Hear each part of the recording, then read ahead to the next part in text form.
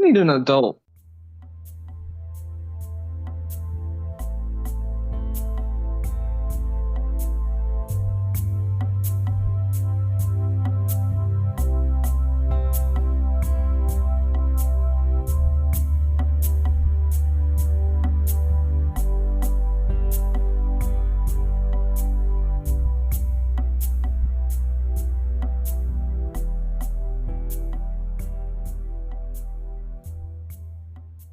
All right, everyone. Hello and welcome to a new episode of the Screenplay Archaeology podcast. In fact, it's going to be the 4th anniversary episode. I'm your host, KiramidHead, and joining me... Hey guys, CK here. Yeah, we screwed that up again. Yeah, we are on the second attempt at recording this. No, it's funny.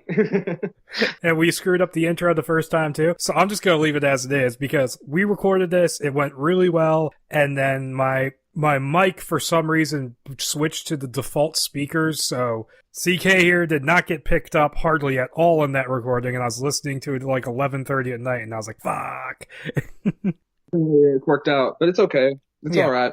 It's just really long. Yeah. It's going to work out okay in the end. So yeah, tonight we're going to be covering sort of a notorious script, and that is The Lord of the Rings as adapted by John Boorman and Rospo Pallenberg. Two guys the internet at large will probably know for having written Excalibur, but they also did Zardoz and Exorcist II together. And we're kind of getting more of that than we are of Excalibur. Yeah, it's a lot more weird. Yeah, it's bizarre as all hell. Excalibur's perfect. It's a great...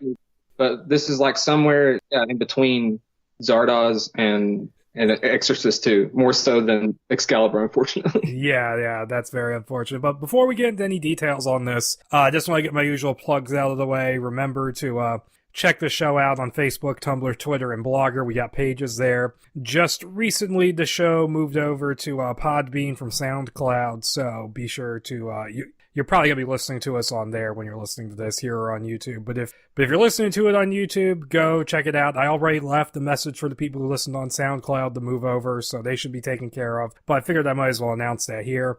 Also, if you like this show and you want to listen to something of a similar subject, check out the Shelved podcast. That link will be down below. And we're also on iTunes and Stitcher Radio. If you feel so inclined, leave a rating and a review, positive or negative, whatever. I appreciate all feedback.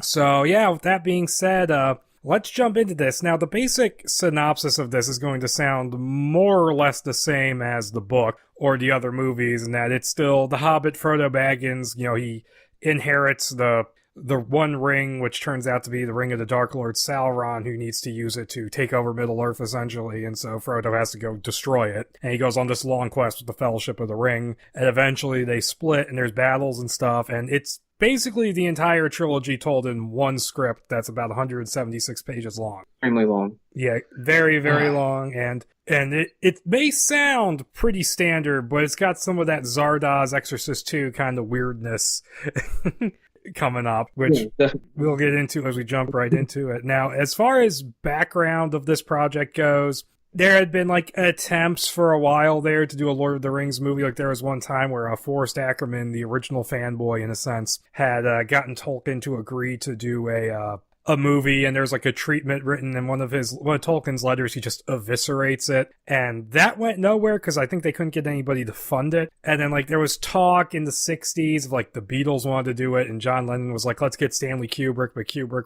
allegedly said, no, this is unfilmable, and so that never went anywhere. And eventually what happened is that Tolkien ended up selling the rights wholesale in 1969 to United Artists because he needed money. And so United Artists got it because it was supremely popular. Like, the books have been around since like the mid-50s, but they didn't get like supremely popular till the late 60s when the counterculture movement got a hold of them. And so they probably picked up the rights based on that newfound popularity and then had no clue what to do with it. And so John Boorman, who had just done a film for United Artists, they asked him, we'll let you do any... What film do you want to do with us? And he said, I can do this movie about King Arthur. And they said, no, we don't really want to do that, but we have this Lord of the Rings thing. And he said he found the idea of it too enticing to turn down. And so he ended up teaming up with Rospo Pallenberg, who was a new screenwriter. They met in New York. And so they went to Ireland, where they were planning on filming this stuff on location to just hash this thing out. And one of the interesting anecdotes about writing this thing is that they actually like took the pages of the books and just like covered the walls of a room with them, and that's where they wrote the script. And I'm just thinking, this is turning into Russell Crowe's Office from A Beautiful Mind. Yeah. All the yarn connecting like in a good True Detective. Yeah, definitely. And so they wrote it, and pretty much because at the time, all anybody would have been really willing to fund was one movie with an intermission. They decided to sort of, condense it all down into one 3-hour-long movie, and as the quote goes, they were propelled along by what they liked and invented as they went along. And so that is as good a place as any to jump into the script. Now, I should mention, after we got done recording this the first time, I deleted my notes, so we're going purely off of just scrolling through the screenplay. Yeah, this should be fun. Yeah. And so, even with the... But we know we've read it like 3 Oh, go ahead. I said I know it because we've read it like 3 times. Yeah, I've read it. I've read it once beforehand just to read it, and then I read it again. I read it again for the episode to take notes. So I kind of know what happens in this thing. And I read it pretty recently, too. And we just talked about it recently, so that's kind of like reading it again. It's a bit fresh. And so, okay, and this would have been written around 1970. And what's weird is that this begins just weird and meta, where it opens in a study, like the camera's moving through a study, and it like goes over to, it basically just sneaks up on J.R.R. Tolkien while he's doing some work, and he turns around and looks kind of perturbed. What? It's really strange. Yeah, like we talked about, it's probably an actor. I mean, it wouldn't be Tolkien himself because he wouldn't come. Yeah, He's not going to do it. There was no way he would do it because I don't even think he liked movies, and he would not have liked this script, that's for sure. No, not at all. He was not into this stuff. And so I know it's described as, we now see what's described as a model of Middle Earth, and so the camera is basically moving through all these different locations in Middle Earth, starting with Mordor and Mount Doom and the Tower of Sauron, which for whatever reason is not called Barad-dûr. There's this weird thing where sometimes they'll use the in-book name for a location, and sometimes they don't. I don't quite get, what the logic is when it's used and when it's not used. And, it goes over, the big mountain wall, which for some reason is compared to a barrier reef. And basically what it's doing is it's going from Mordor all the way to the Shire, so it's just this big sweeping shot through the entirety of that section of Middle Earth that's actually important in the books. And while this is going on, the whole 3 rings for Elven King, that whole poem from the beginning of The Lord of the Rings, that is playing through the sequence. It's one of those things where it's like, one ring to rule them all. Yeah, that whole thing. And what's really strange is that it kind of gets the geography wrong, and I'm not going to go into detail on that because frankly, we'll be here all night, but it does seem to not even get the internal geography of the script right, let alone the books. Yeah, I mean, there's no sense of geography here, and I mean that in both ways, talking about filmmaking. So it's really complicated. It's hard to understand because they can't keep up with themselves. I don't know. Somebody wasn't keeping it together. Yeah, it's not on the level of, say, Terminator Genesis, where they supposedly had a whole chart of how the timelines in that movie were supposed to work, and somehow every department got a different chart. Apparently. Yeah, that sounds like an excuse. No one knew what they were doing. But so this is a title sequence, and the camera, and basically we end up at the Shire, which here seems just like one tiny little village in a tiny little valley. It seems even smaller than the Shire is in the books and in the movies. And it's notable that they say they live in houses and cottages instead of hobbit holes. They couldn't afford that. Nope. I mean, they were going to be filming in the Irish countryside, so they're probably going to be like, oh, look, there's a picturesque little village. Let's film that from a distance. It'll look really small. And that's how you make your money back, by being cheap. Especially in the 70s. And so and so the action proper begins with Bilbo Baggins at his 111st or 111th birthday party, and they're in the courtyard of his house, and he's given this speech talking about how I'm happy to be here, but I'm gonna have to leave. But then the hobbits start singing, and they try to make him stay. And then Gandalf shows up in a big puff of smoke, and there's this weird scene where he's insinuating things about the ring and saying, "No, Bilbo, you have to leave. You can't stay," before just kind of whisking him away to the vegetable garden. It's a very oddly written kind of moment here, where they have zero privacy. Yeah, and so they, let me scroll down. Yeah, so they end up in the vegetable garden, and they're talking, and Gandalf basically forces Bilbo into giving over the ring and dropping it into his hat because he doesn't want to touch it. So it's falling into the big wizard hat. And eventually Bilbo... It's a nice visual. Yeah, it's a nice visual idea of showing, the fact that he doesn't want to touch the ring at all. And so Bilbo leaves and heads to, he heads to Rivendell to live with the elves. And I should mention at this point, there's not a whole lot of explanation of what goes on in The Hobbit. Like, it's just kind of mentioned that Bilbo was off traveling and doing something when he picked up the ring. And we know he's met the elves and he's met Gollum and stuff. And I think they might have, like, an oblique mention of the dragon. Like, you don't get a whole lot of explanation there.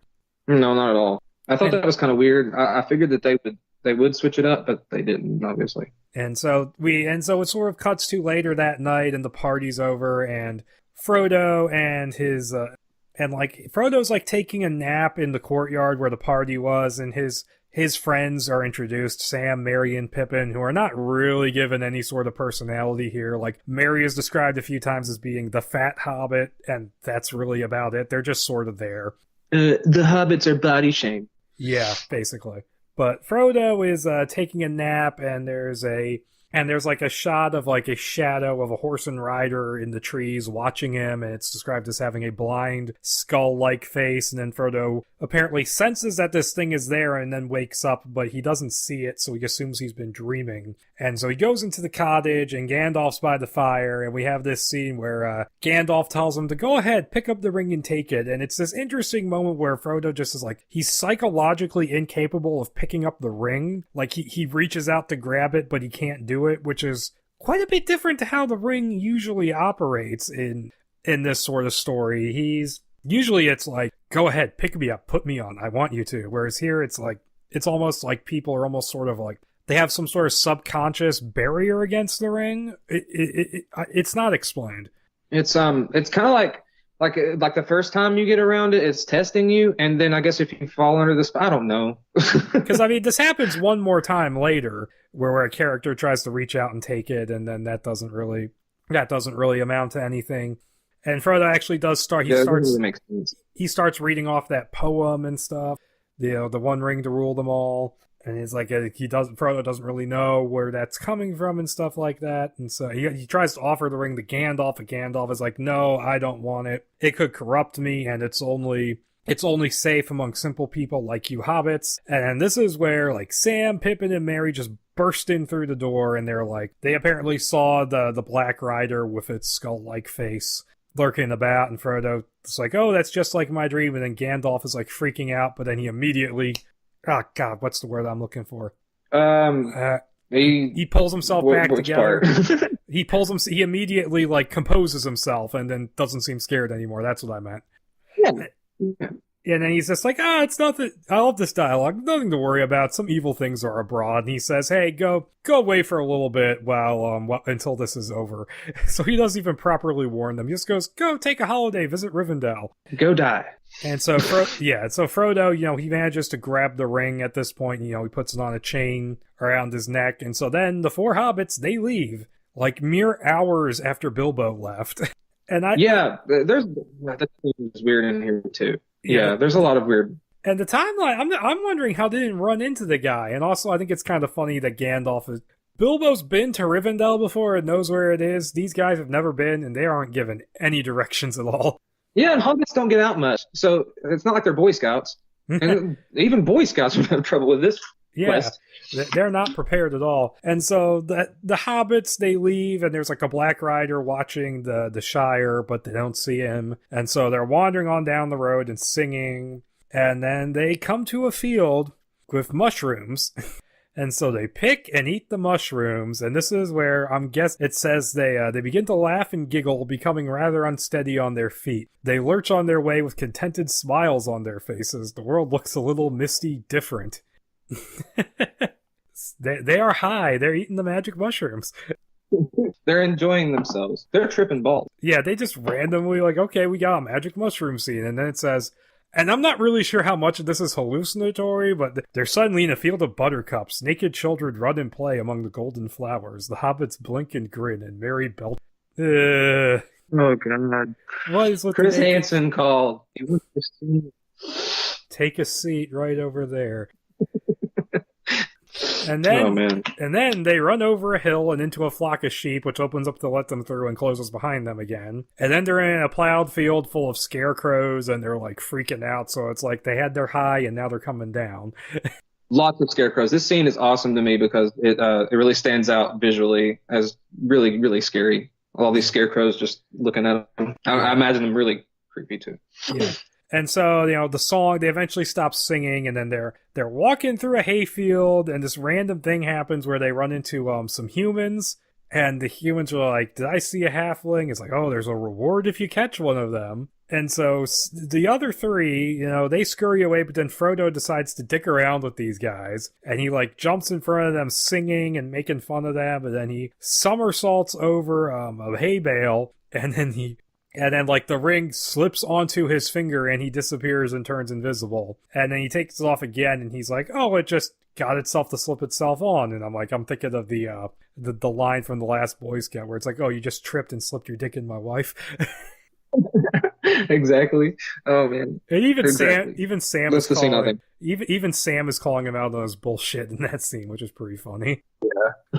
And so they wander down and they camp for the night. So no, they end up no, it happens after wandering down the road, and then a rider starts approaching, and so they notice the dust on the road, and that a rider is approaching, and so they hide in the hedge by the side of the road, and it's one of the Black Riders, and they're like hiding in the hedge, and Frodo almost puts on the ring, but then he doesn't. Eventually, it goes away, and so they set off on the journey again, and then they later that night which that was actually a pretty creepy, well done scene.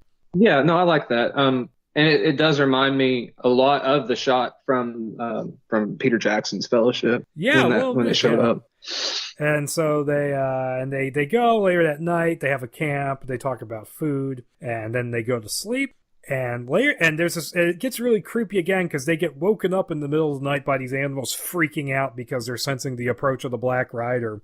And that's actually pretty creepy where it's the way it's done. And so they freak out, they run into the woods, and they're getting pursued by the rider, but can't follow them into the woods because the brush is too thick. And this is where they get attacked by a tree. And they're getting tripped up by the roots and stuff, and I'm just imagining how they would do this on the budget they would have had. Just some guy like kneeling just off camera with a stick whacking them, and they're going like, oh, the root moved.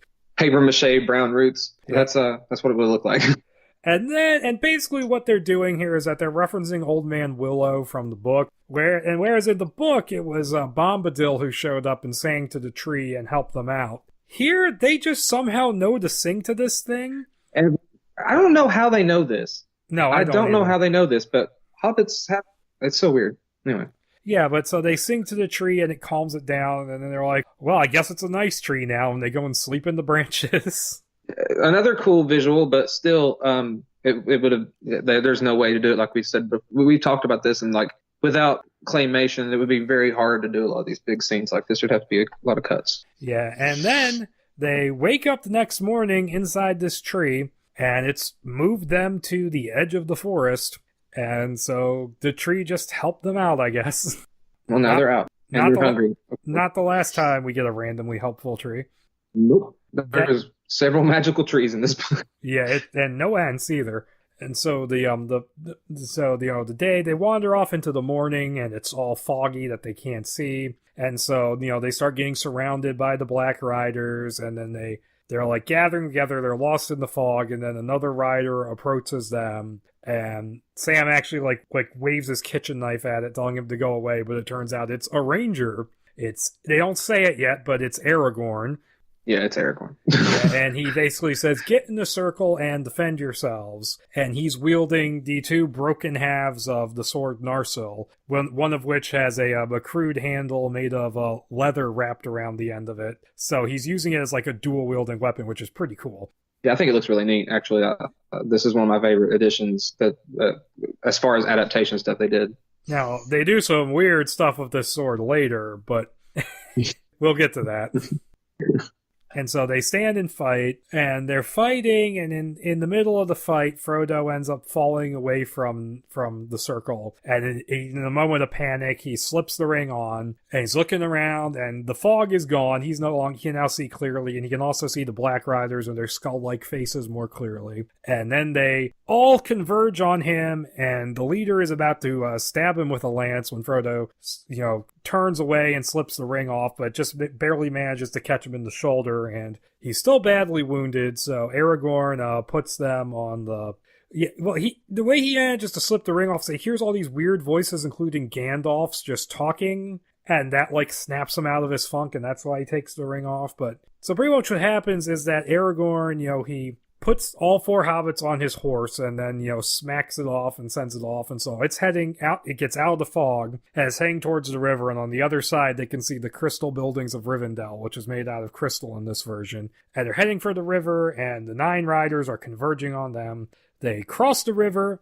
8 of the 9 start to follow, and 1 stays behind. And then the river starts to flood. And then instead of, the water forming horseback riders, it's literal elves on horseback just jump up out of the river and shove the 8 into the river, and they dissolve in the black liquid. And then the 9th is on the other side, and he's going should I go in and get them? And then Aragorn comes running out of the woods, goes and shoves them into the water. Surprise. He just ambushes him, and so he gets dissolved. And then Frodo falls into the river and almost gets swept away, but then one of the elf riders pulls him out.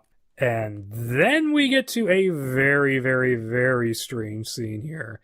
We're in the Great Hall of we're in the Great Hall of Rivendell. Frodo is laying on a crystal table, naked, covered in feathers, and it's a pattern of color moving towards his wounded shoulder. And he's surrounded by representatives of all the races of Middle-earth, so he's right smack dab in the middle of the Council of Elrond, naked, covered in feathers. God. No, this is so weird. Yeah, this whole scene is weird, and you have like elves chanting and stuff, and Elrond and Gandalf are kind of monologuing a little bit, and then Boromir shows up. He's one of the representatives, and he says we should take the ring and use it as a weapon, and Gandalf dares him, but he psychologically can't do it. And so then we go back to Frodo, and they're like, well, we gotta try and heal him or whatever, and so there's like two elves like reflect light onto his wound with a crystal, and his arm is turning. It's like his arm is turning transparent. You can see through it. And then Elrond is like, hey, my daughter Arwen, who is 13 years old in this version, come heal him. And so she starts probing into Frodo's arm to try and get the piece of the blade out of him. And it's also Gimli, the dwarf, is standing there, by the way, ready to chop off Frodo's arm if this doesn't work. Yeah. I thought he was, because they have to chop the arm off because it can tell where he is, basically. Is that what this is? Like, he basically is carrying the mark of the Nazgul? Well, no, I think it's because if the thing is in him, then it will eventually spread to his whole body or something and turn him into one. Oh, so it's like the zombie thing. Gotcha. Yeah, so, I mean, in the book, it's that the piece of the Morgul blade will eventually move into his heart and he will become a wraith. I don't know what's actually going on here. I don't either. I mean, but yeah, I know like the other version of this, because he was going to turn into a ring, right? But yeah, this one makes it seem like, oh, we got to do this right now, or he'll, I don't know. I just thought that was really, really abrupt for Gimli to do.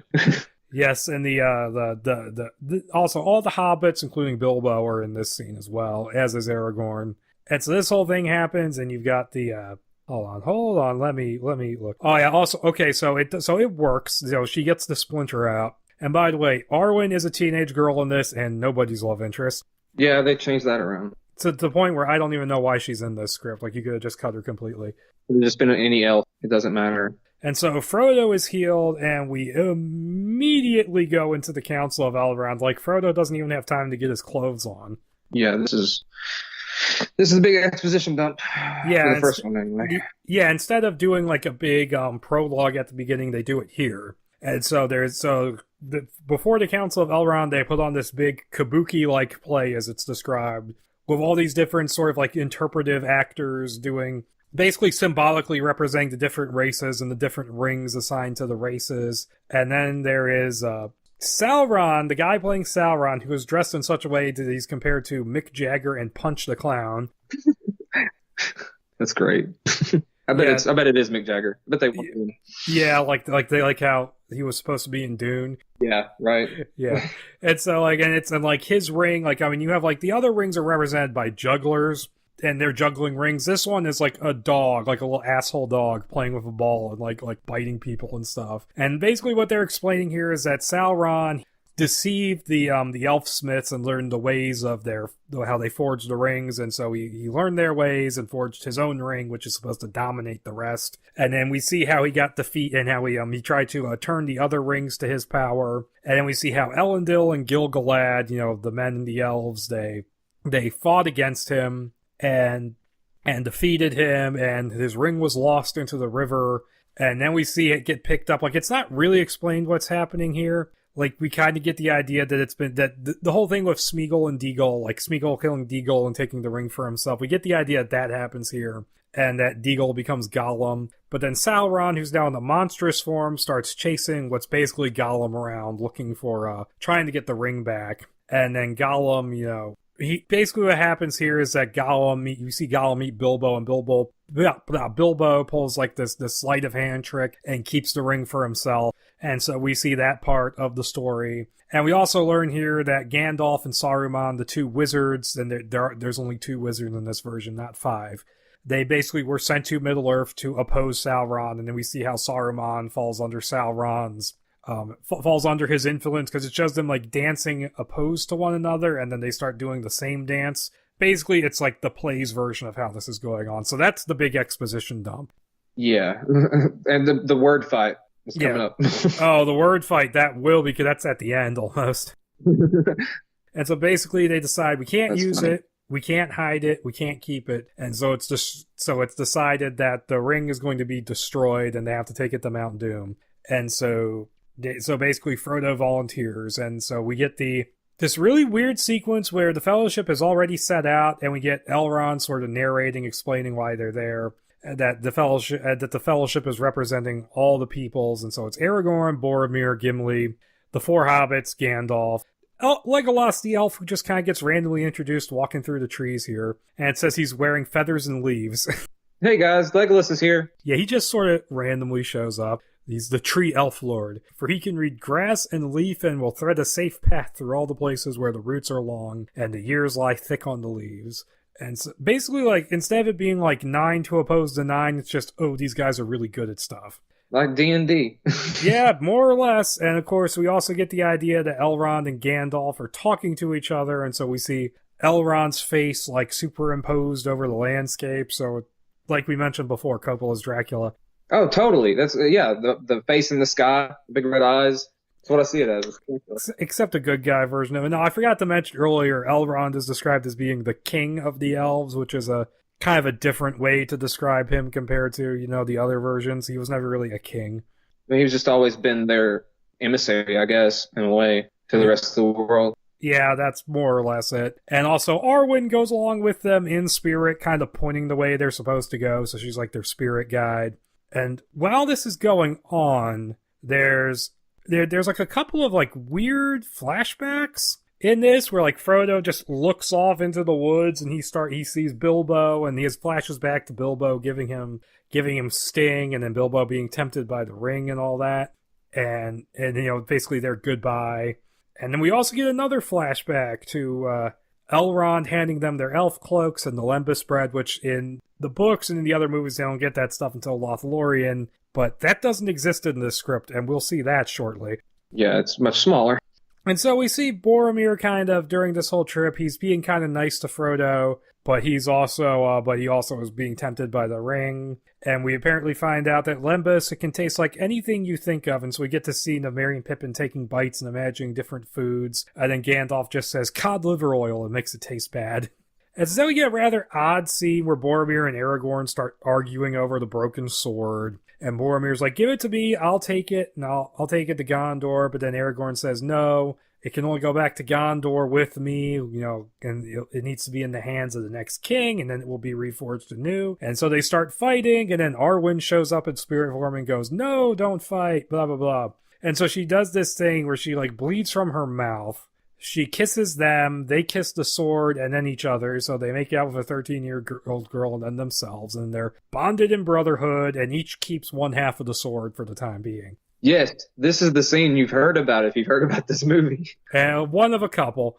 And this is the last time we see Arwen until literally the ending of the script. What a waste.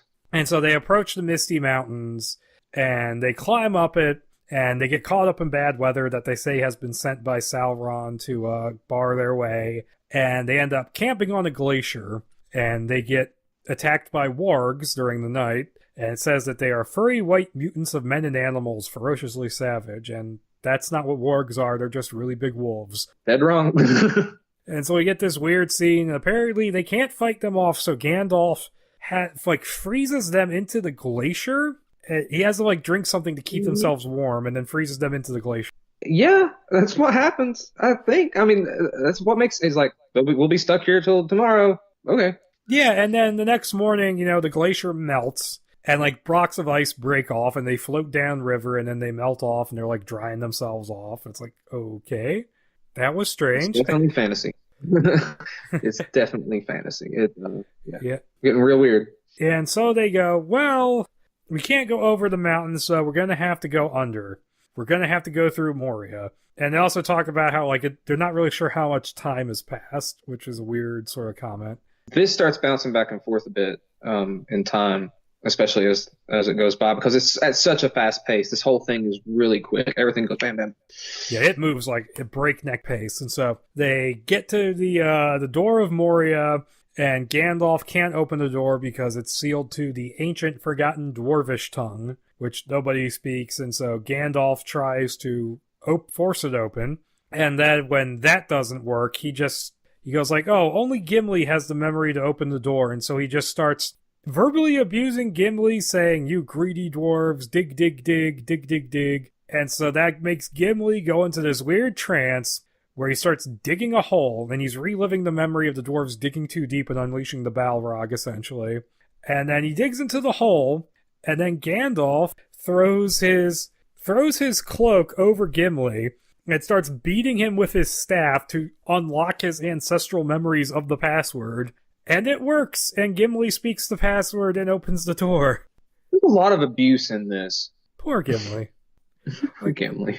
What is this scene? It's like a precursor to the weird strobing look into the mind device from Exorcist 2.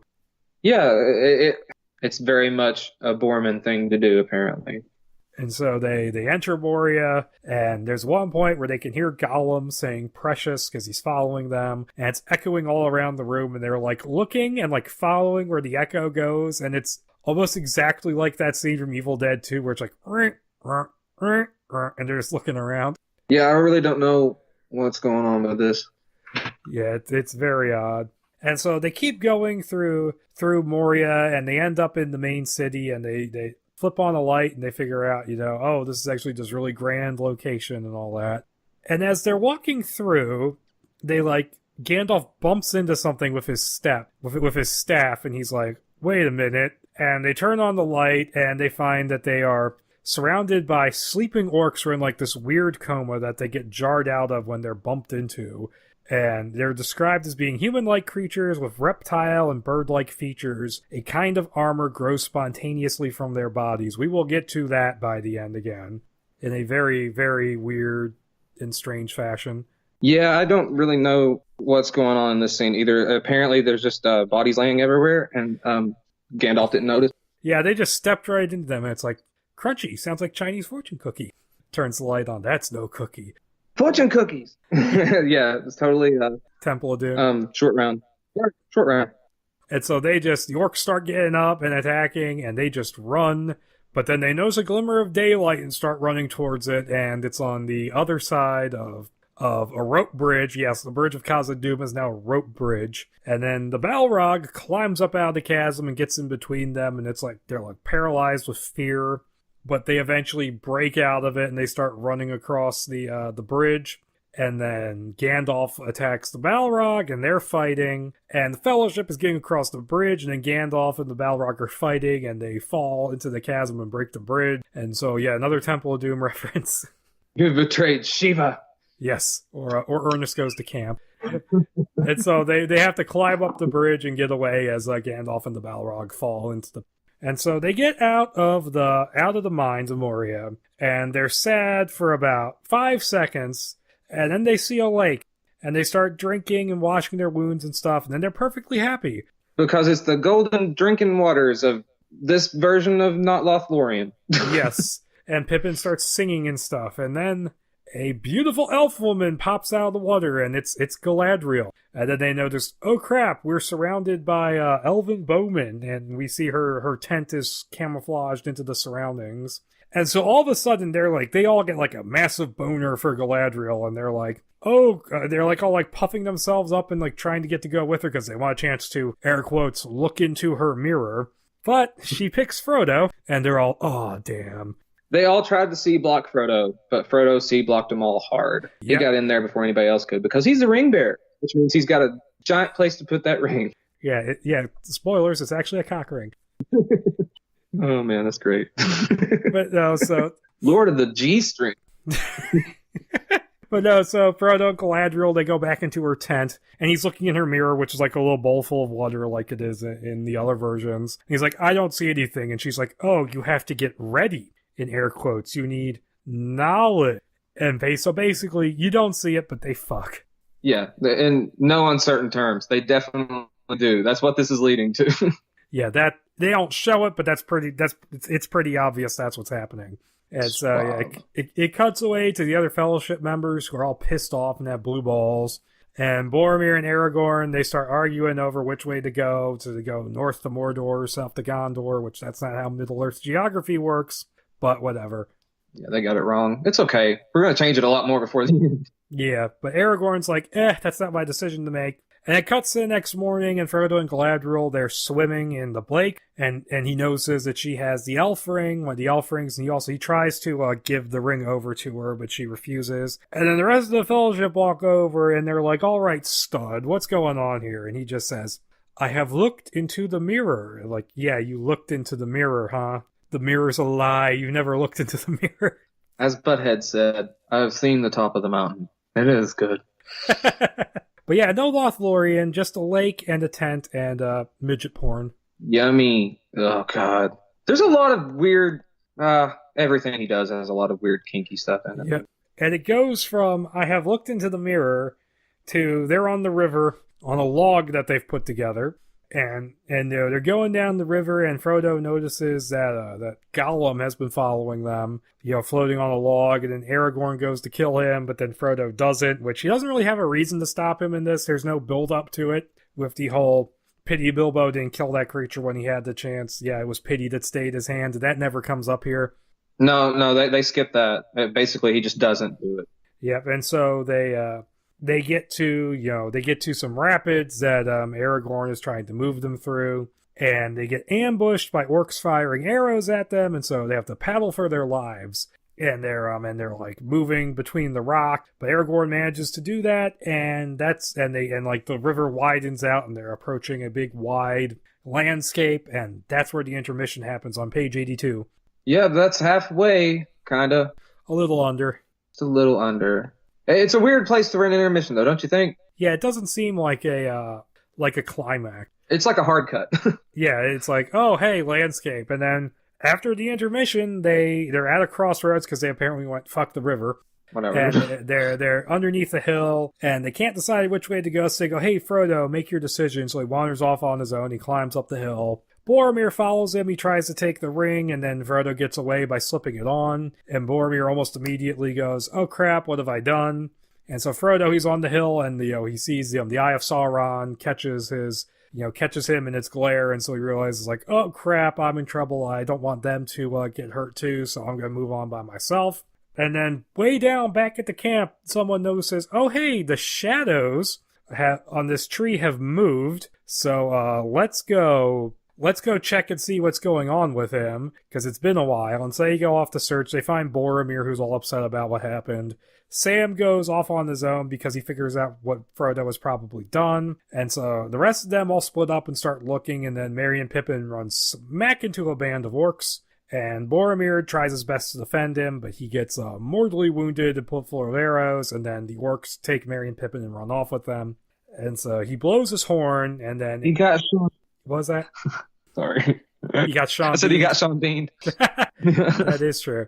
But then, Aragorn, Legolas, and Gimli, who are off somewhere else, they hear the horn, and so they go to save him. They go to come to his aid, but it's too late. He's dying, and then Boromir is like, while Boromir is dying, Aragorn swears, I'm going to go to Gondor, and, I'm going to help protect Minas Tirith for you. And then Boromir hands over the other half of the sword, so Aragorn has both again, and he dies. They put together a big grave mound for him, so no boat, no Viking funeral. And the mound is decorated with the weapons of his foes.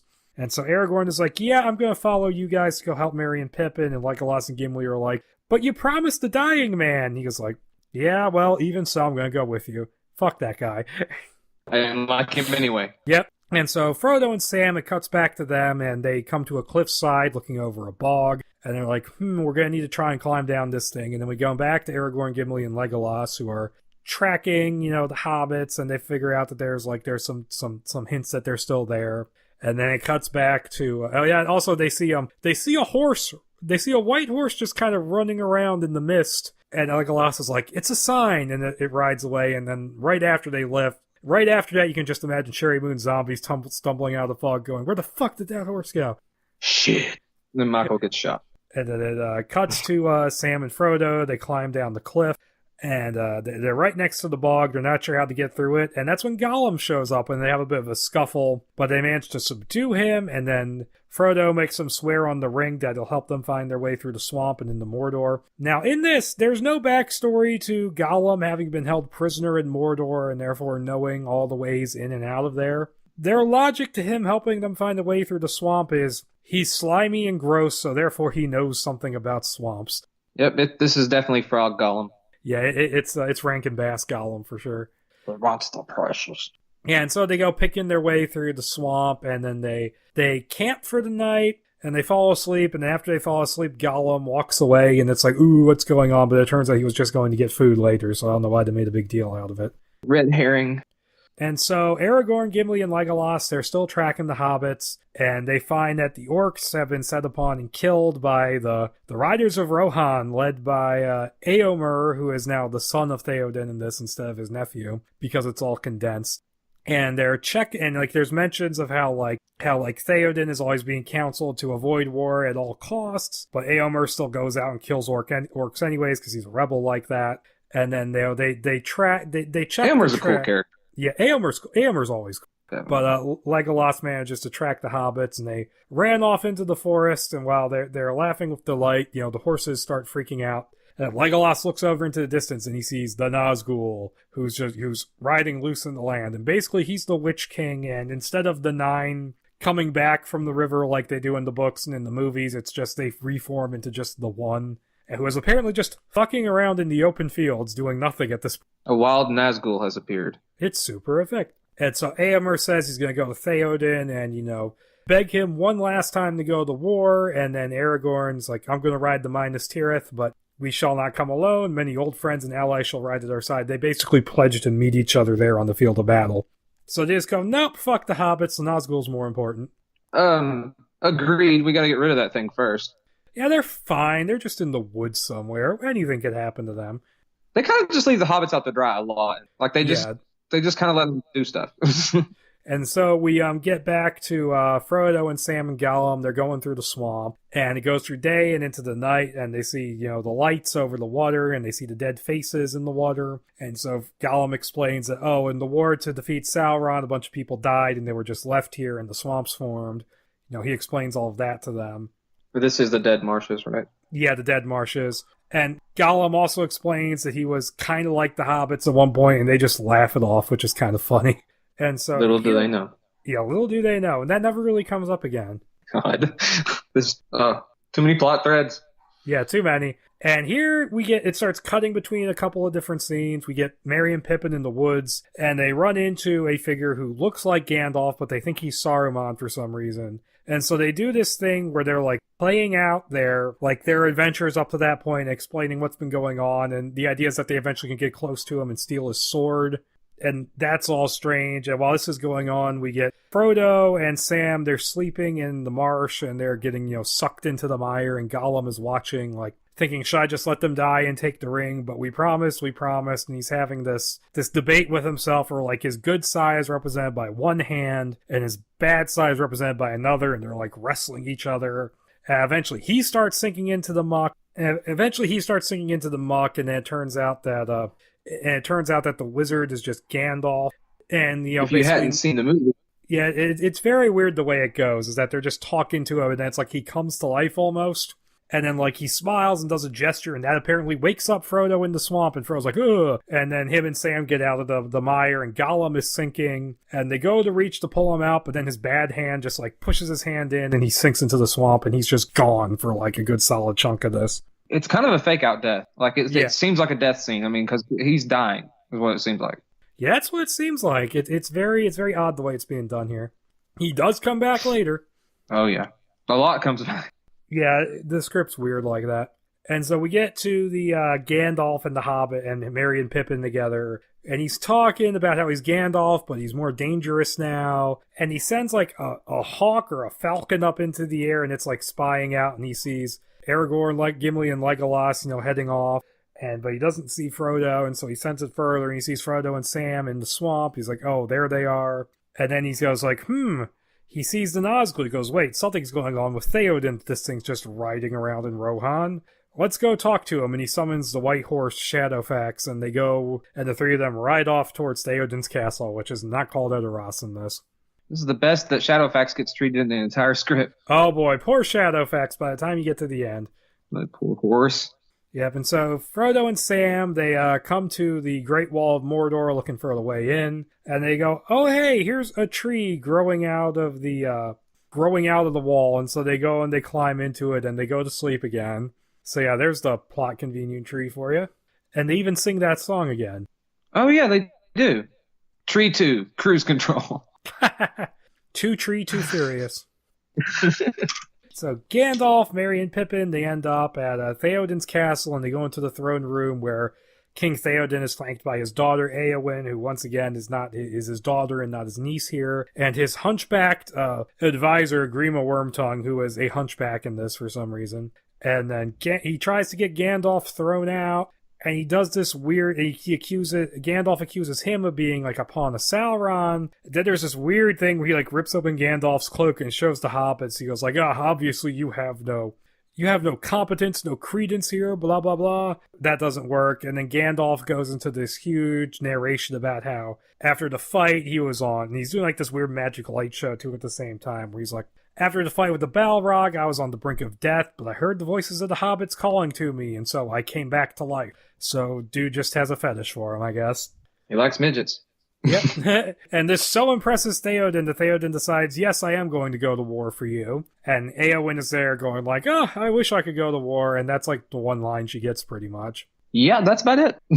Yep. And then Wormtongue tries to stab Theoden with a dagger, but then Merry and Pippin, they trip him up and they lay him on his hunchback. He's described as trapped like an upturned beetle, so I'm just imagining him kicking his little legs and waving his little arms, going like, and they're like spinning him around like a turtle.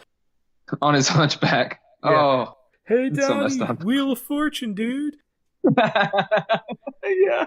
They don't actually do that in the script, but they might as well. And so Theoden is like, yeah, I'm going to muster my army and ride to Minas Tirith. And so Gandalf, he goes his way with Pippin. He's going to go to Minas Tirith ahead of them. And so Theoden's going to muster his army, and he's also going to go, meet with Éomer and reconcile with him. And also, for no real reason at all, Merry just stays with the Riders of Rohan. It's not really explained or anything. It just sort of happened. Yeah, I don't know. I guess they just had to do something with them. And at some point, they didn't characterize them enough, so they had to start putting them in stuff. And so we go back to Frodo and Sam in the tree, and it starts shaking. And we see, and as it's described, it's fighting the wall that it's growing out of, and so it shakes the wall, and it just opens a massive breach in the wall of Mordor that they can get into from there. So no Kirathungal, no sneaking their way in, just a plot convenient tree ripping a hole for them. Yeah, I don't like it. No, it's kind of dumb. Pretty dumb. And so we get a montage where we have Gandalf and Pippin riding for Minas Tirith, and we get to see the army of Mordor, which is mostly orcs. We see them massing at the gates of Mordor to, go to war. And then Aragorn and the Rangers, they go through a battlefield, and and he raises the dead to get them to come fight for him. And there's no explanation for that at all in this. It just is something he just randomly does. Aragorn the Necromancer.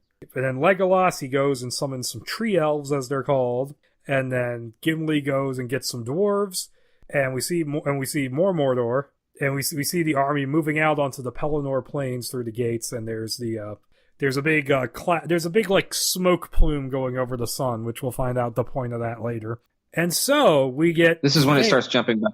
Yeah, it starts jumping around, and then one of the last bits of the montage, Theoden goes to meet with Eomer, and Eomer is so happy to see him that he leaps from his horse onto his father's horse and embraces him passionately. More of that stuff in this script. More horse abuse. Yeah, right? There's too much horse abuse in this. Everything else is fine. This is ridiculous. Yep. And so Frodo and Sam, they get spotted by some orcs while they're moving across the plain of Mordor. And they basically end up falling into into a river of shit. Yeah, they fall into a sewer. Yeah, basically like in Wild Wild West with Will Smith. Yeah. Yeah, exactly. I did not do shit. I love Wild Wild West. And I know I've said it before, but I'll say this again. You should watch Wild Wild West and give it another shot. It's pretty good, actually. It's stupid as fuck, but it's bizarrely watchable just how weird it is. It's a lot of fun. I mean, it's like I've said it before. Watch it with your friends. You'll have fun. But yeah, so they get sucked up basically under, the Great Tower of Sauron. So no Kirathungal here. We just get Sauron's tower. And this is where Sauron kind of gets kind of silly. But so they get sucked in there, and they almost gets pulled into this huge whirlpool. But then there's a silvery wire hanging down from the darkness above. And they catch onto it, and it retracts and pulls them up into the upper cavern, where it turns out that it's some webbing that's been dropped down by the giant spider Shelob, who attacks them. And then Frodo is like swinging Sting around, and he gets overconfident because he manages to hurt it a little bit, but then Shelob stings him on his neck and then paralyzes him, and Sam thinks he's dead, so Sam just goes all badass and like grabs the sword and mortally wounds the spider. And so Sam is like thinking Frodo's dead. He goes, I'm going to take the ring and I'm going to hide. But then some orcs show up and they're like, oh wait, Frodo's not dead, let's carry him off. And so Sam's like, damn it. And that's basically that scene. Yeah, now we're doing the thing where we're stuck in the tower, just like in the Ralph Bakshi Lord of the Rings or Return of the That was the Rankin Bass Return of the King, I think. Oh, the Rankin Bass, not Ralph Bakshi. My bad. Yeah, Bakshi did his Lord of the Rings was Fellowship and Half of Two Towers. Yeah, and it was good. Yeah, kind of. But no, so Sam's like, oh, damn, what do I do? And so then it cuts to the Pelennor Fields outside Minas Tirith, and Gandalf and Pippin, they ride up to the gates, and, the Nazgul is, like, approaching at, like, the head of a massive dust cloud way off in the distance. And they're like, hey, let us in. And Denethor, the steward of Gondor, is at the gate, and he's like, I'm not going to let them in. Like, I mean, why should I let you in? And they're like, well, we met your son. We saw him die. Well, we won't tell you how he died unless you let us in. So he's like, damn it, I have to let you in. So he lets them in. And I'm like, talk about some emotional blackmail there. Yeah, that's kind of messed up. Like, hey, kid's dead. We're going to tell you about it if you let us in. Just a shakedown. Yeah, definitely a shakedown. But so they go inside. So they go inside the city, and just as soon as they get inside, the Nazgul gets close, and then the dust cloud settles, and you see that Nazgul, it's riding a horse that's skinless and raw, bleeding flesh exposed, which is a pretty cool idea. And the reason they did this instead of the fell beasts is because flying would have been like a big expensive special effect, and so they wanted to cut that out to save money. Yeah, but like. If it's supposed to be skinless, I imagine it what we were talking about with Resident Evil, like the movie when the dogs are just covered in the bloody jelly. Yeah, they're just covered in like jam or something. But I mean, they look wet. Yeah, it's an interesting idea. But he's at the head of the army of orcs and trolls, and they're underneath the big smoke cloud. But so they get into the gates, and then the battle starts, and they're like shooting fiery arrows over the walls and setting the first circle on fire. And they eventually breach the walls, and all this stuff is going on. And Denethor he's all despairing. He was like, "Oh yes, we must burn," blah blah blah. And so Gandalf is the one who actually has to lead the defense. And so basically the siege commences. And so then we get back to the tower, and Sam, he's hiding out, and some orcs come into the cavern again, and Sam puts on the ring, and for some reason the ring causes the orcs to like go into seizures and start like freaking out, and like they're acting like they're in great pain and all that, which seems like kind of a design flaw in your minions, dude. If your one weapon you're supposed to use against your enemies is making your own allies fuck up too. Yeah, that's this weapon's AoE. It messes up your allies. It's a very negative effect. Yeah, it's got an area of effect. But so Sam runs up the stairs, and he's in the central area of the tower, which is basically just a big open area with a ramp going up to the top. And he looks up, sees a pinpoint of light, and that expands into the Eye of Sauron. He freaks out, runs over, basically ends up like behind and underneath a pile of orcish armor, and he passes out, and the ring slips off his finger. And then the orcs are back to normal, and they start sweeping the area. And for some reason, Sauron just can't go, "Hey, look over there" for him. Yeah, he's not very effective. Sauron, I don't know. He's depowered. Yeah, it's very strange that he can't find this guy even in his own house. You've got one job. Yeah, it takes away from the threat of the ring, too, that putting it on just doesn't seem like as much of a problem. As long as you're out of sight, that's ridiculous. And so then we cut back to the battle, and Denethor is, walking around on the battlements again, and he has Pippin dressed in a jester outfit, which is bloody and full of holes because his jester recently died in battle, that's kind of a funny idea. Like, it's kind of a funny image. No, I thought it was funny, yeah. It's really strange in a good way, too. Yeah, and so they're talking, and we get the idea in this scene that Denethor's suicidal and that he's looking to die. And the battle seems to be going poorly, but then the Riders of Rohan show up and start attacking, and they're routing the orc. They're routing the orcs, and then the Nazgul goes, "Oh, hey, I'm not going to have shit to do with that." And so he rides over, and just approaching the riders makes their horses freak out. Theoden manages to keep his horse in control, and they have a bit of a joust, and they ride at each other, and Theoden gets hit by the Nazgul's lance, but he manages to trip up the Nazgul's steed, and so the Nazgul falls to the floor as well, falls to the ground, I should say. So he's a bit of a slapstick comedy villain at this point. Yeah, there's a lot of pratfalls. It gets kind of silly. Yeah, and so Theoden's lying there, and he takes forever to die. It's almost Deadpool 2 levels of ridiculous. He doesn't want to go. You can have my Adventure Time watch. Then the rider who, Merry was riding with approaches and engages the Nazgul in battle. And so they're fighting, and Nazgul wounds the rider, but then Merry comes up behind the Nazgul and stabs him in the back of the knee. It's in his thigh here, it says. And then Merry gets wounded in the process, but then the rider, picks up its sword with their unwounded arm, and then attacks the Nazgul, lunges it into his helmet, and kills him. And then, dark fumes rise, and then the horse shows up finally, and then picks up its helmet, and then rides off, which is kind of a neat image. Yeah, I thought that sounded really cool. There's a lot of really good visual gags in here they're really well laid out. And it turns out that the rider was Éowyn in disguise, as usual, and she's had one line of dialogue before this scene, so it's like, why do we care? Yay, it's that girl that we saw 20 minutes ago. In one scene. If you remember, cool. Oh well. Yeah, Gandalf and some of his followers ride out to the field, including Denethor and Pippin. And so they're checking on Theoden, and then Denethor just lays down on the ground and starts mock dying next to him, going "Arr, arr," and writhing around like a jackass. Like Paul Rubens in Buffy the Vampire Slayer. And then Pippin and Merry, they get reunited.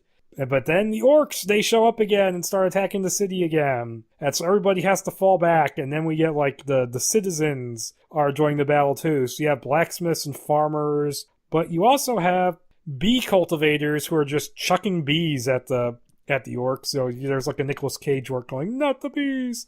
They're in my eyes!" Ah. And then you also have, as it says here, women, some pregnant, some nursing, clad in armor improvised from kitchenware. Even the unborn are fighting. Yeah, so even they're Today. wearing like pots and pans or something. And then there's also the children, the old and infirm throwing rocks at the orcs. So literally everybody is fighting this battle.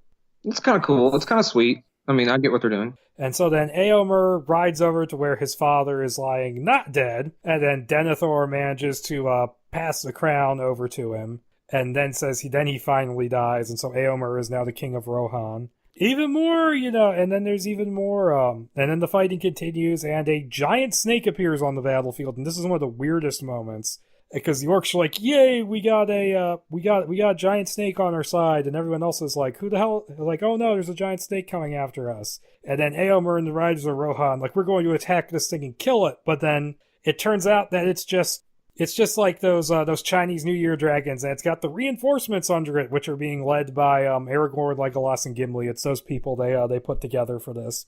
It's like, I guess the dead are with them. Yeah, are the dead with them? So. I mean, yeah, they would have to be, but they don't actually mention them for the whole fight.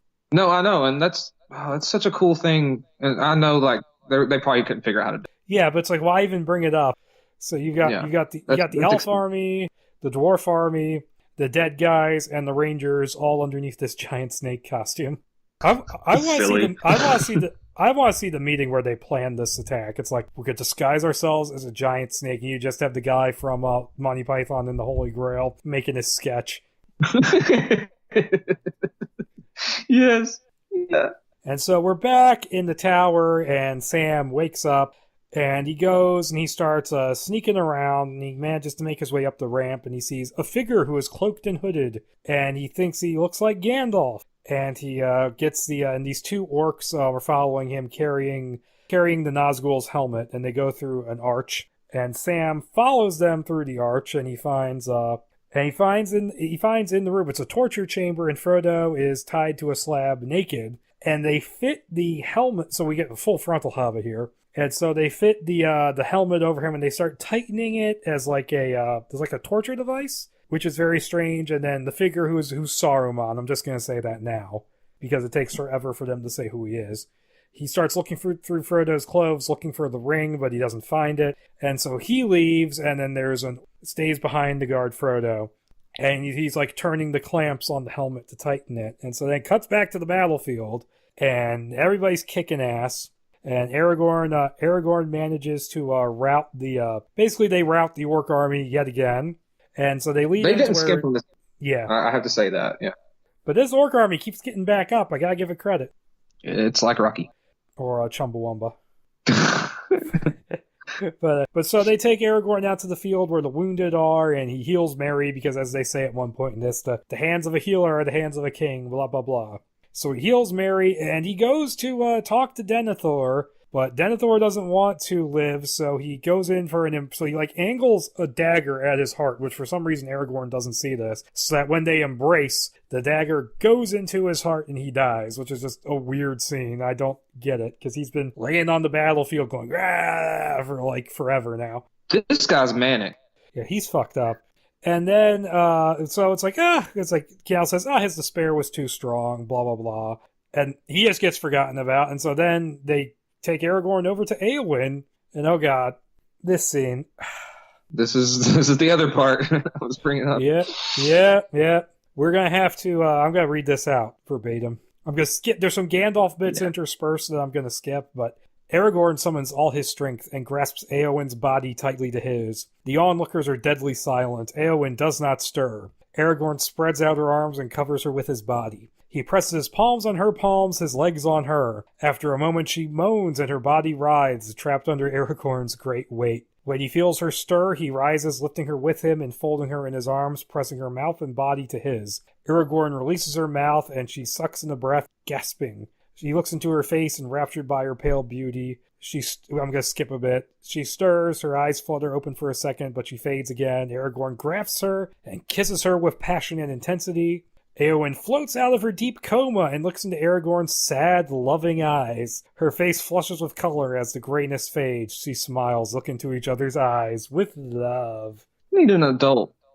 Yeah, I mean, it's not actually a sex scene, but it's pretty damn close. You might as well have played Sexual Healing over this scene. Graphic. especially if you read it in a low NPR voice. Definitely. And this whole time, Gandalf has been screwing around with, I think it's Denethor's blood. Okay, he takes Elendil's, the banner of Elendil, which has the white tree on it, and he takes Denethor's blood and starts, like, spreading it on the banner during this whole scene. And then after they get up from their sex healing, he holds the banner up and he's spread the blood around on it, so it looks like the tree has blossomed. And it's called a mandala of blood because you have to fit some Eastern mysticism shit in there if it's the late 60s, early 70s, I guess. Oh, yeah. This is counterculture. Yeah, and so they declare Aragorn and Éowyn king and queen, and then the sword just magically repairs itself. And he goes, "Oh, Frodo, what about Frodo?" Bum, bum, bum, bum, bum. Meanwhile, at the torture chamber. Yeah, it cuts back to the torture chamber, and Sam jumps on the orc guarding Frodo and kills him, so that's pretty badass. And so he rips the helmet off him and manages to wake Frodo up. And he says, "Oh, it's been a terrible journey. They broke something inside me, Sam, that'll never be mended." So that's the only time we really get an idea that, there's anything, broken inside Frodo, psychologically speaking. But that's just about it. Yeah, it doesn't go much deeper than that, but still, it's something. It's something. It's trying to get some of those themes across. And Sam gives Frodo a drink of water, and then we're back to the battlefield. Because Aragorn is now in kingly garb, and they're being besieged again, and they're fighting the battle. And Merry and Pippin are talking. It's like, who would have thought our nice old ranger would turn out to be king? The Dark Lord himself would tremble if he could see him now. And then Gandalf gets like a eureka moment. You might as well have a light bulb going off over his head. And then he goes like, Sauron, he only respects power, and if he could see Aragorn the way he is now, he would assume he has the ring. And so this is where he gets the idea to head to the gates of Mordor, which are literally right there, apparently, in this version. Everything's right there in this version. And so we're back in the torture chamber, and Sam is dressing Frodo in the dead orc's clothes, and then two more orcs, and then they have like a conversation about the ring, and Frodo makes him give it back to him. And so it's a couple orcs walk in, and then they have to run out basically. And so we cut back, and then we have Aragorn, the rest of the Fellowship, and the army. They punch their way through the surrounding Mordor's army and start heading towards the gate. And there's sort of a battle scene going on here. And so then we go back to the tower, and Sam and Frodo are fleeing. And, they get surrounded on the ramp, and so they have to jump, and it looks like Frodo gets caught, but he actually slipped the ring on, and so the orcs start freaking out. And so that's more like, we go back to the gates of Mordor, where, they give their challenge to the gate, and then the gate opens up, and Saruman emerges, and they're like, wow, he looks just like Gandalf, just like him, or like him but not like him, or something like that. And Wormtongue is in the chariot with him. How he got up, I don't know. So, some poor sod helped him up, I guess. And so Saruman, yeah, but Saruman in this is basically, he's been combined with the mouth of Sauron, which is not a terrible change, I guess, if you're condensing it this much. No, I think it works because basically you need a human version of Sauron, and if you're going to condense it into one character, I guess Saruman works because the names too. It always messed with me when I was a kid. That's true. And so there's like this weird thing where he has like a snake on his staff, and he tries to make it attack Gandalf, but then it attacks him instead, and then they have this weird battle of the words. I am the snake about to strike. I am the staff that crushes the snake. I am the fire that burns the staff to ashes. I am the cloudburst that quenches the fire. I am the well that traps the waters. And then Saruman gets bested in the contest. What is this? Like this weird exchange of like they might as well be exchanging your mama jokes. We're roasting each other. Yeah, that's what's going on. It's the player haters ball. They're one-upping. Yeah, definitely. They haven't moved on to the time haters yet. And so eventually Saruman is just like, yeah, fuck this. And he has Wormtongue bring out an effigy just dressed in Frodo's clothes, and then sets it up to try to instill fear in the Fellowship and make them lose hope or whatever. And then Saruman begins to, it doesn't really work, but then Saruman begins to stutter and lose his power. It's very strange what's going on here. Then so we're back at the tower, and the orcs are confused, and basically Sam and Frodo, they use the confusion to escape from the tower and run out, basically. They do take the orc off. They do take the ring off as they get out. they get out and they start running up the side of Mount Doom, essentially. And so then it cuts back to the gates of Mordor, and Saruman's looking over his shoulder at the tower, at the Eye of Sauron, and the eye gives him like a boost, essentially, refills his mana or something. It buffs him. And then Legolas and Gimli, they move forward, they steal the Frodo effigy away, and they start going, and and the army starts cheering, Frodo lives, which is a reference to, it's a bit more complicated than this, but I'm going to tell the simple version that basically the books were very popular among the counterculture movement, and one of the things they would do is they would spray paint Frodo lives on the walls in certain places. And so this is referencing that, which I think is kind of funny that they went out of their way to do that. It's a hippie meme. Like, it was a meme before memes were a thing. Yeah. The big fight commences at the gates, and I'm going to condense a lot here. So you have Sam and Frodo, they're heading up the mountain, and they're running just ahead of like an orc patrol. And they keep heading up, and then eventually they get attacked by Gollum. Sam fights Gollum so that Frodo can climb up to the edge of the crater, and instead of like being like a door they go into, they have to go up to the actual crater of the volcano, probably because of budget reasons. And so the fighting keeps going on at the gates, like the fighting goes on for a little while, and there's like some dialogue down there and stuff that I'm skipping. But Frodo, he's standing at the crater, and he decides, I do not want to destroy the ring, I'm going to take it for myself, and he puts it on his finger and turns invisible. And then the battle, it keeps raging down below, and then Gollum just leaps at the invisible Frodo, bites his ring finger off, and claims the ring for himself before stumbling into the crater, and they both get destroyed. And so there's a big... Yeah, it basically plays out. Yeah, it plays out like it does in the movie, basically. And then, so there's this big earthquake that tears the land of Mordor apart, and the tower crumbles, and all that. And so the fire from the volcano, spurts up, and it disperses the smoke. And then here's this weird thing that has, okay, the Risen Dead get mentioned again, so they fade from sight when the sun comes back out. Oh, okay. There they are. Yeah, and then it says, the orcs, rather like snakes, shed their scaled skins of armor, revealing themselves to have disgusting white slug-like skin, but rather human.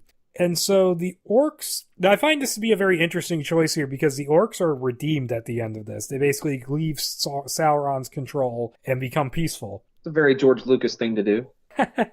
They have the high ground. Prequel... I'm going to make that the last prequel meme of the podcast. Ooh, the best one. Yes, the best one.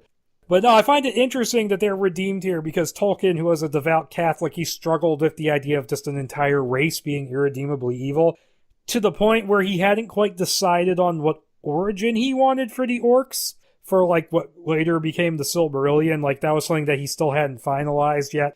So for better or worse, canon version that they're elves who were corrupted by the evil forces of Morgoth and all that. That was not really the final... He actually came up with a bunch of different reasons. Like, maybe they were automatons created by Morgoth, like he created them from whole cloth, but then that would give him an actual creative power, and how could he have that when only a Iluvatar is supposed to have that and all that? So it's interesting that they actually tried to find a way around that here.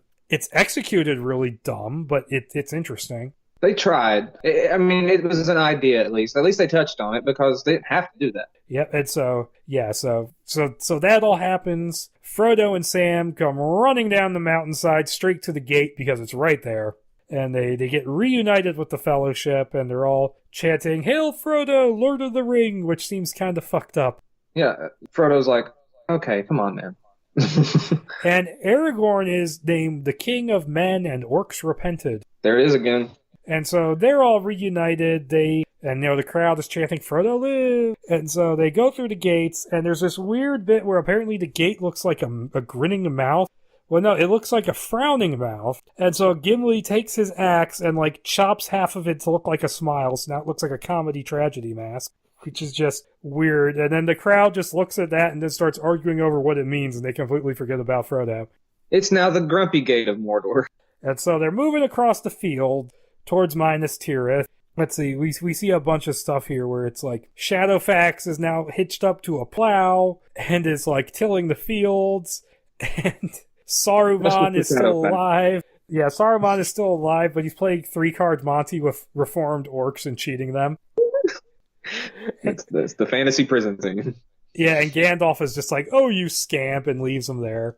And there's a big ceremony at Minas Tirith and all that, where Frodo was honored and all that. And Merry and Pippin stay behind with Aragorn, and then the rest of them, which is Frodo, Sam, Gandalf, Legolas, and Gimli, they head back north towards the Shire. They pass by Boromir's grave, and they acknowledge his sacrifice and all that, which is kind of cool. It's sweet. Yeah. And then they go almost immediately from there, and they're at the road that leads to the Shire, and Frodo's like, I can't go on, I can't go back, I've been changed too much. And Sam's just like, whatever. He goes and meets his girlfriend, and she doesn't get a name, she's just his girlfriend. But Frodo knows he can't go back. And so Frodo, Gandalf, and Gimli, they set out and they go to the beach, where you have Arwen, Elrond, Gandalf, who else is here? Galadriel and Bilbo and Frodo. They all get off in the boat. Legolas doesn't get into the boat. Legolas and Gimli stay on the beach. That's right. Yeah, and so basically, it's here. Let me read this out. Galadriel, Elrond, Bilbo, Arwen, Gandalf, and Frodo. They get off on the boat and go across the sea to the Undying Lands, but we don't know that that's the thing here because the script doesn't acknowledge any of that stuff because it wasn't really widely known yet because the Silmarillion wasn't out. But yeah, it's kind of skipped over. Yeah, they go across the sea. Frodo gets to see his fuck buddy again. That's great. And Legolas and Gimli, they stay behind, and they like the beach. They decide they're going to stay there and be beach bums. And so begins Harmony Korine's Beach Bum. Is that what it's called? The one with McConaughey and the Martin beach Lawrence? bum. That's who they are now. And then, the boat moves off across the sea, and Legolas looks up at the rainbow that forms. He goes, "Look, only 7 colors. Indeed, the world is failing," which is an interesting cinematic way to describe, the end of one era and the beginning of a new one. Yeah, it paints a picture without doing too much, but then it is just kind of like, and the end.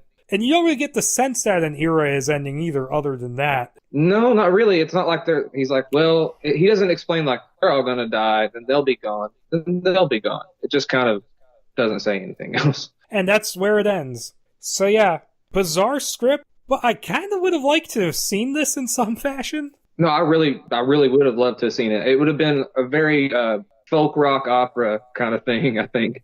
Like, it would have been fucked up and not really Lord of the Rings, but it would have been interesting to see. And so pretty much what happened was that they worked on this script, and by the time they turned it in, the executive who was championing the project at United Artists, he was gone and replaced by new people who didn't even know what Lord of the Rings was. They thought it was something else completely, and then they read the script and they were like, what? Yeah, I mean, but wrong time, wrong place. It sucks, but it could happen. It very easily could have happened with the right person reading it, knowing what they were getting.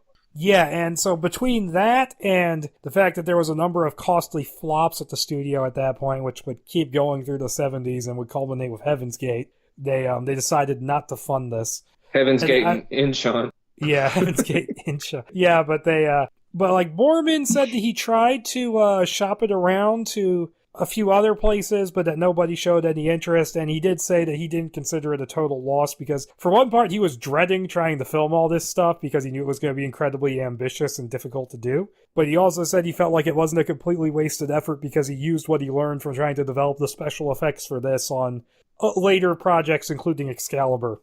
Which, I mean, we won regardless. We got a good fantasy movie. We may not got Lord of the Rings, but we got the best Arthur movie. Yeah, we got the best until hopefully somebody comes along and says, yeah, I can totally outdo that, and then does it. It's got to happen. Come on. It's possible. It's not. But yeah, to avoid that tangent, yeah, but I think it would be really interesting to see because Dark Horse just finally did the William Gibson Alien 3 comic. It would be interesting to get somebody to try and pick up the Lord of the Rings comic rights and try to do this.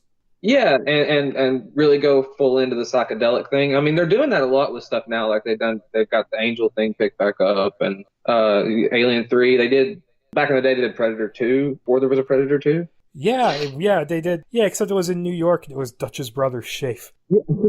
Still a good book though. And so yeah, that I think covers it. Yeah, for the most part. Yeah, you hit everything. I think considering we did this without notes, we did pretty well. Yeah, no, we did.